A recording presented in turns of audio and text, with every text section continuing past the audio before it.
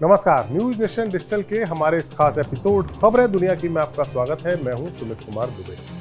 Middle east में यूं तो सीधा तनाव ईरान और इजराइल के बीच में है, लेकिन अचानक से अब इजराइल का रक्षक अमेरिका एक्शन में आ गया है और उसने यमन में ईरान के जो साथी हैं बागी हूती, उन पर एक बड़ा हमला कर दिया है। इस हमले के साथ ही अमेरिका ने ईरान को एक सीक्रेट मैसेज भी दे दिया है। हमारे आज के इस एपिसोड में हम बात करेंगे कि अमेरिका के इस बड़े हमले की बात होगी और आपको ये भी बताएंगे कि अमेरिका ने ईरान की प्रॉक्सीज और ईरान की प्रॉक्सीज हैं उस पर हमला करके इजराइल को क्या मैसेज दिया है और अमेरिका इजराइल को बचाने के लिए मिडिल ईस्ट में कितनी मेहनत कर रहा है और कितनी तैनाती अपनी कर चुका है। लेकिन पहले बात उस अमेरिकी हमले की जिसने यमन में हूतियों के खेमे में हलचल मचा दी।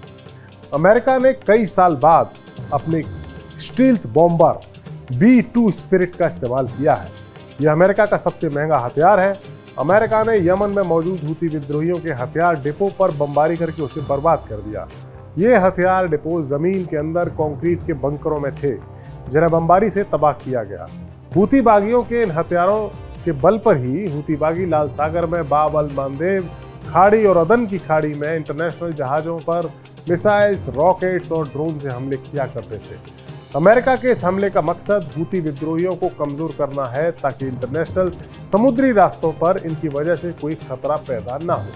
यही नहीं, हूती बागी अक्सर यमन से इजराइल पर भी मिसाइलें दाग देते हैं, जिनमें से कुछ तो ऐसी मिसाइलें हैं जो इजराइल के एयर डिफेंस सिस्टम को भी मात देते हुए इजराइल में पहुंच जाती है, जिसे उनका एयर डिफेंस सिस्टम आयरन डोम डिटेक्ट नहीं कर पाता। अमेरिका के इस हमले के ईरान के उन सभी साथियों पर दबाव पड़ेगा जो इजराइल के खिलाफ मोर्चा खोले हुए हैं। इनमें हिजबुल्लाह, हूती, यमन और इराक और सीरिया में मौजूद कई सारे मिलिशिया शामिल हैं।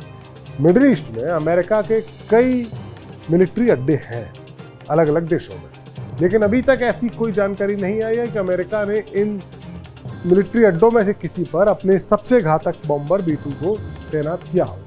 तो सवाल ये है कि आखिरकार अमेरिका का ये B-2 बॉम्बर यमन में बमबारी करने के लिए कहां से आ गया, और इसका जवाब है Diego Garcia. Diego Garcia America एक हिंद महासागर का द्वीप है। अमेरिका ने हाल ही में अपने सबसे घातक न्यूक्लियर स्टील्थ बॉम्बर की तैनाती हिंद महासागर के इस द्वीप पर मौजूद जो सीक्रेट मिलिट्री बेस है अमेरिका का और ब्रिटेन का, डिएगो गार्सिया, वहां पर की। इस द्वीप से इजराइल की दूरी करीब 5,842 किलोमीटर और ईरान की दूरी 4,842 किलोमीटर है। लेकिन ये बॉम्बर चाहे तो दोनों जगहों पर पहुंचकर जंग का रुख बदल सकता है, बम वर्षा कर सकता है।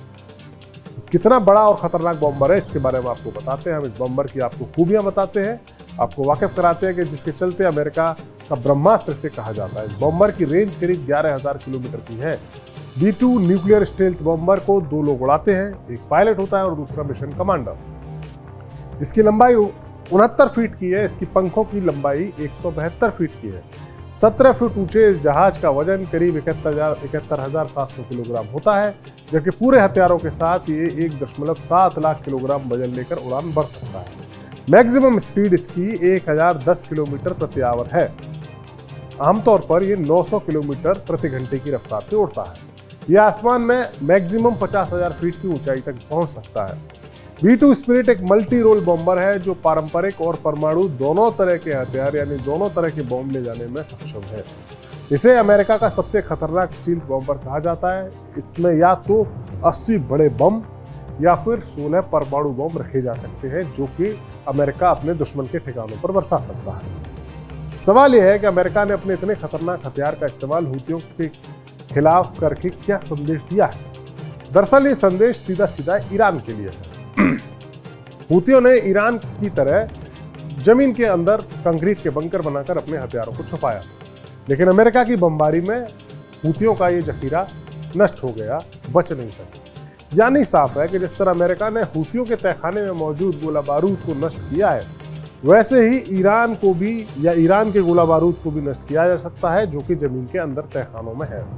यानी अमेरिका का संदेश साफ है कि ईरान ऐसा कोई भी एक्शन ना ले जिसके बाद अमेरिका को भी इस जंग में कूदना पड़े अमेरिका को पता है कि अगर ईरान और इजराइल के बीच ऑल आउट वॉर होती है तो फिर इजराइल का बचना मुश्किल होगा, क्योंकि ईरान का साथ देने के लिए हूती, हिजबुल्लाह जैसे और भी कई मिलिशिया हैं जो कि इराक और सीरिया में एक्टिव हैं। लिहाजा अमेरिका ने मिडिल ईस्ट में अपनी बड़ी भारी फौजी तैनाती कर रखी है। 1 अक्टूबर को जब ईरान ने इजराइल पर मिसाइलें दागी थी तो उन्हें इंटरसेप्ट करने के लिए अमेरिका ने बड़ी अहम भूमिका निभाई थी। इस घटना के बाद अमेरिका के जो डिफेंस मिनिस्टर हैं लॉयड ऑस्टिन, उन्होंने एक बयान में कहा था कि हम मिडिल ईस्ट में अपने सुरक्षा बलों और हितों की रक्षा करने में और इस क्षेत्र में इजराइल और हमारे जितने भी पार्टनर हैं उनकी रक्षा का समर्थन करने में कोई संकोच नहीं करते। अगस्त तक इस इलाके में कुल मिलाकर लगभग 40,000 अमेरिकी फौजी तैनात थे, जिन्हें हाल के समय में 2 गुना कर दिया गया है। इस क्षेत्र में अमेरिकी सेना की मौजूदगी का मकसद दुश्मनों को संदेश भेजना है कि अगर जरूरी हुआ तो अमेरिका इजराइल की रक्षा के लिए खड़ा है। पेंटागन की ओर से भी ये बताया गया था कि अमेरिका के मिडिल ईस्ट में F-22, F-16, F-15E और A-10 विमान और बाकी सुरक्षा बलों को तैनात कर रहा है। ये हजारों सैनिक पहले से ही तैनात सैनिकों के अलावा होंगे। इस बीच अमेरिकी सेना के पास मिडिल ईस्ट में हजारों की संख्या में सैनिक, Patriot missile system, counter drone system और high mobility artillery rocket system यानी HIMARS समेत कई एयर डिफेंस सिस्टम और तोपखाने वहां पर मौजूद हैं। यही नहीं, अब अमेरिका इजराइल की रक्षा के लिए अपने सबसे sophisticated air defence system THAAD को भी तैनात कर रहा है। अमेरिका की इन तैयारियों और एक्शन का मकसद सीधे सीधे ईरान को धमकाना है और ये बताना है कि उसकी मिसाइल स्ट्राइक के जवाब में इजराइल जो हमला करेगा उसका जवाब ईरान ना दे। हालांकि दूसरी ओर से अमेरिका इजराइल पर भी दबाव बना रहा है कि वो अपने जवाबी हमले में ना तो ईरान के न्यूक्लियर साइट्स को ठिकाना टारगेट बनाए और ना ही उसके तेल संयंत्रों को, क्योंकि अगर ऐसा हुआ तो फिर ईरान को तगड़ा जवाब देना ही होगा। और जवाबी हमला ना सिर्फ इजराइल पर बल्कि अमेरिका के फौजी बेस वाले उन अरब देशों पर भी हो सकता है जहां पर अमेरिकी फौज टिकी है और जिनका मुख्य कारोबार तेल का ही है।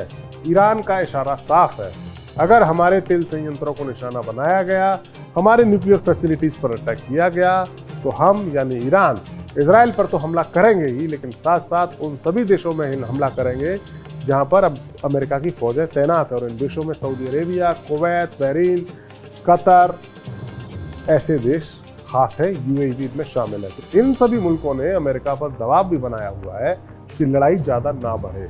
इसीलिए अमेरिका इजराइल पर दबाव बना रहा है कि वो ईरान के ऊपर उसके बड़े ठिकाने जैसे न्यूक्लियर ठिकाने या फिर उसके तेल संयंत्र के ठिकाने वहाँ हमला ना करे।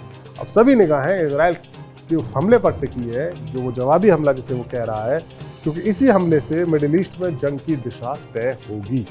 हमारा वीडियो आपको कैसा लगा? कमेंट सेक्शन में जाइए और अपनी राय हमें जरूर दीजिए। नमस्कार।